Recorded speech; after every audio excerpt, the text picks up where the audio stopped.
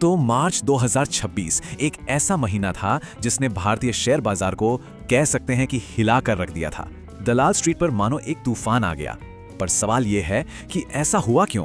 क्या वजह थी इसके पीछे?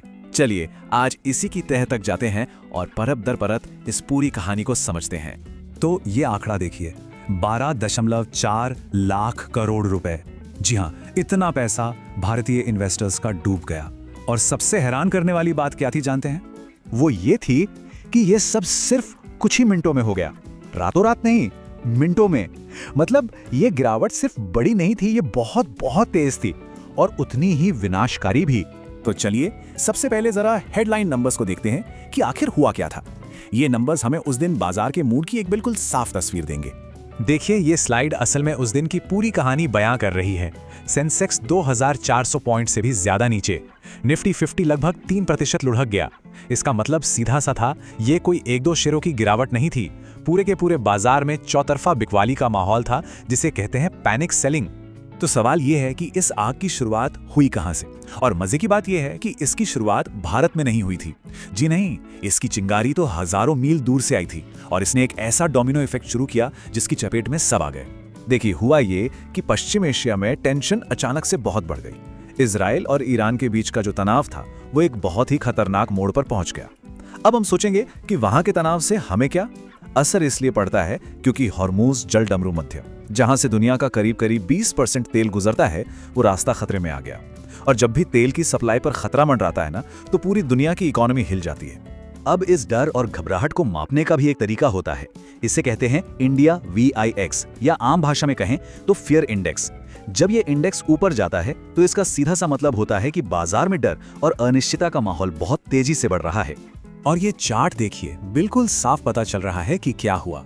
विक्स में अचानक 20 से 25% का स्पाइक। ये इस बात का सबूत है कि कैसे दुनिया के दूसरे कोने से आई एक खबर ने सीधे सीधे हमारे मार्केट में पैनिक फैला दिया, जिसे हम नंबरों में देख सकते हैं। ठीक है, तो एक चिंगारी तो लग चुकी थी। अब देखते हैं कि इसने आगे क्या किया। ये जो जियोपॉलिटिकल स्पार्क था ना, ये असल में भारत के लिए एक के बाद एक आने वाली आर्थिक मुश्किलों की शुरुआत थी। बिल्कुल डोमिनोज की तरह, एक गिरा और फिर सब गिरने लगे। देखिए, प्रॉब्लम यह है कि भारत अपनी जरूरत का 85% से भी ज्यादा कच्चा तेल बाहर से मंगाता है, मतलब इंपोर्ट करता है। और इतनी ज्यादा निर्भरता हमें तेल की ग्लोबल कीमतों के उतार चढ़ाव के सामने बहुत ज्यादा कमजोर बना देती है। और देखिए, हुआ भी बिल्कुल वही। टेंशन के बाद जो ब्रेंट क्रूड ऑयल $90 प्रति बैरल से नीचे था, वो सीधा $115 के पार पहुंच गया। ये कोई छोटा मोटा जंप नहीं था, ये एक बहुत बड़ा झटका था और इसने इंडियन इकोनॉमी के लिए खतरे की घंटी बजा दी।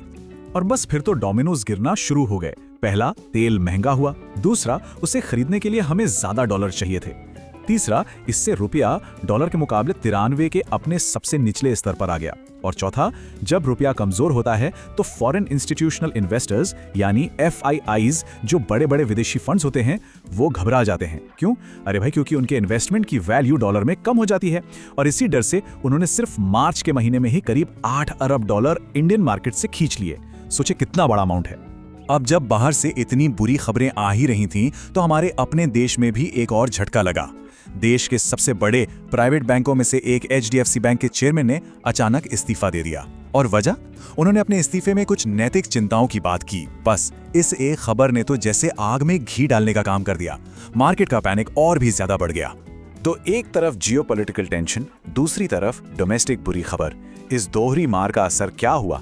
चलिए अब देखते हैं कि मार्केट के कौन से सेक्टर्स इसकी सबसे ज्यादा चपेट में आए और कौन थे जो इस तूफान में भी खड़े रहे।